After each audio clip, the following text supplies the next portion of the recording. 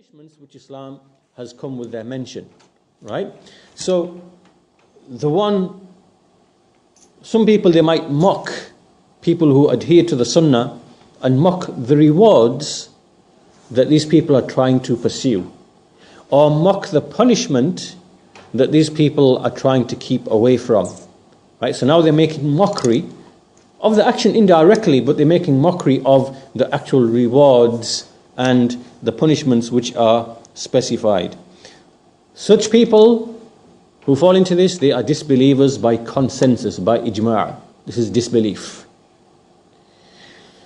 Now, the Shaykh then goes on to mention an important point here now, which we need to understand very, very clearly.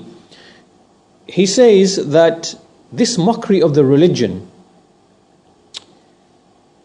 it makes no difference whether you did it out of jest. For example, you don't really intend to mock, but you're just playing around, for example. Or whether you do it intently and on purpose, right? Or whether you do it for money, for example, right? We need to distinguish between. Let me give you an example to illustrate the point. So imagine you have a Muslim who is, let's say, he's doing a theatrical play, for example, and in this play, there's a scene in which he has to, for example, make mockery of Islam, or he has to belittle the Quran, or something along those lines, right? So, from his point of view, he's not deliberately intending to mock the religion, because what he's doing, he's employed to do a job, right? He's getting paid to do a job. But so it makes no difference whether he's doing it for money, not for money, for a jest or whatever, for acting or whatever, it makes no difference. What counts is, did he express those words with intent, and without being compelled, without being forced, but he said those words knowing those words constitute mockery, right? So in this case, this person would be a disbeliever, right? Irrespective, just because he's acting and doing a show and performing, he's performing, right?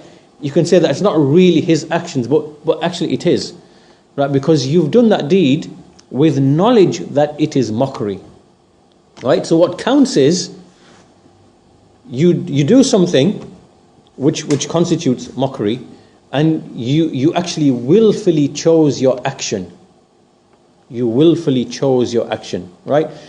Now let's distinguish that between, for example, a person who is drunk, right? A Muslim, he's taken some drugs, for example, or he's drunk alcohol, doesn't know what he's saying, and he just starts making some remarks about the religion, right? This person now, he's not in control of his faculties, he does not know what he's saying, even though what he's saying is mockery of the religion. So these two people are not the same. This person, his intent is not really present because his mind is befogged, right? He's not really thinking about what he's saying, and he's not choosing his actions because he's under the influence. Whereas the first person I mentioned, even though his motive, what's his motive? His motive is money, right? The motive does not count what the motive is. What counts is you said what you said with knowledge of what you said, and you chose to say it, right? You chose to say it. No one threatened this man, in the example of the theatre and acting. No one threatened him with violence. If you don't, he willfully chose to do the action with knowledge of what it entails, right? So that is disbelief. As for what the motive might be, for some people the motive might be it's part of the job to make money. For some people it might be to please non-Muslims. For some people it might be whatever the motive is. It makes no difference, right? The motive can be different. It can be varied, right? What counts is you chose to say what you said, and you knew that it constituted mockery. So once that is clear, we now come to the actual verse itself, the background to the revelation of the verse itself. So the verse So the verse was revealed about a group of people on the expedition of Tabuk. This was towards the end of the period in Medina. And the Ghazwa of Tabuk, and they were sitting in a gathering, these people, while they were with the Messenger of Allah and the army, but they were just sitting in a gathering.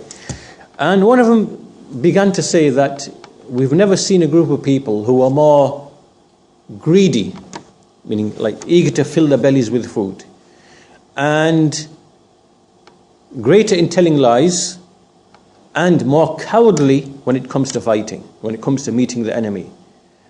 Right? And what they were meaning by this is the Messenger of Allah and his companions. They were mocking the Messenger and his companions. So in this gathering there was a companion by the name of Auf bin Malik radiyallahu anhu. Auf bin Malik radiyallahu anhu. Just a young boy, a youth from amongst the Ansar. So he said to the man who said this, there's one man and a group of others, and Auf bin Malik is there. So he said to this man that you are a liar and you are a hypocrite, and I'm going to tell the Messenger of Allah sallallahu alaihi wasallam.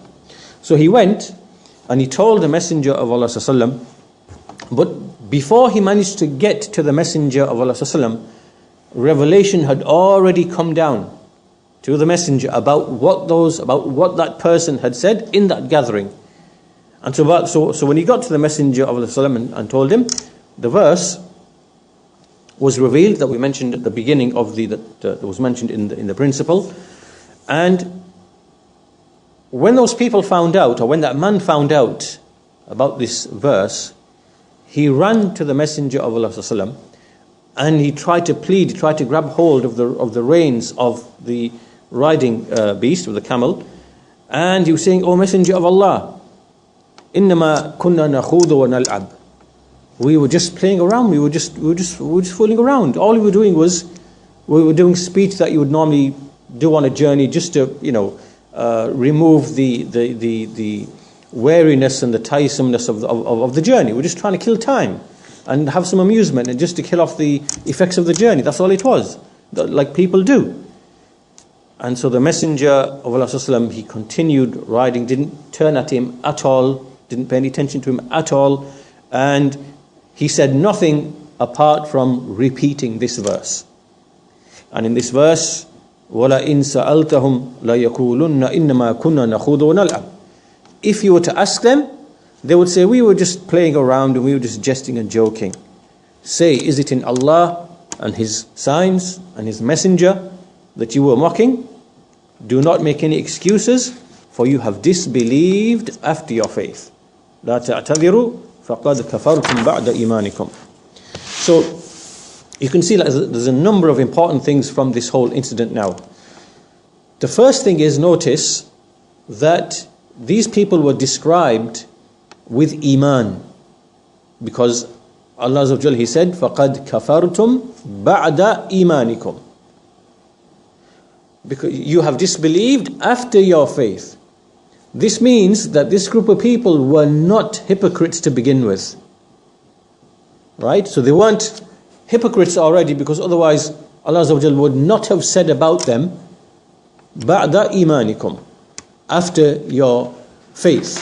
Right? So He affirmed faith for them, because hypocrites are not believers in asal, in the foundation. So this shows to you the tremendous seriousness of the issue of mockery of the religion, or anything from the religion. And it is important for a Muslim to always have ta'zeem, to have veneration in his heart, and to respect the speech of Allah.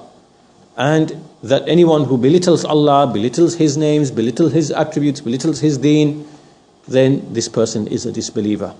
Likewise, the one who mocks and belittles the Messenger of Allah ﷺ, or who belittles his sunnah, the same. This person disbelieves, because we are ordered to venerate, to have respect for the Messenger of Allah ﷺ, and to respect and venerate what we know to be authentically established to be from his statements and his deeds and his approvals and so on and so forth, and that we do not oppose his command or put anything in front of the command of the sunnah of the Messenger of Allah ﷺ, of the opinions of people and so on and so forth.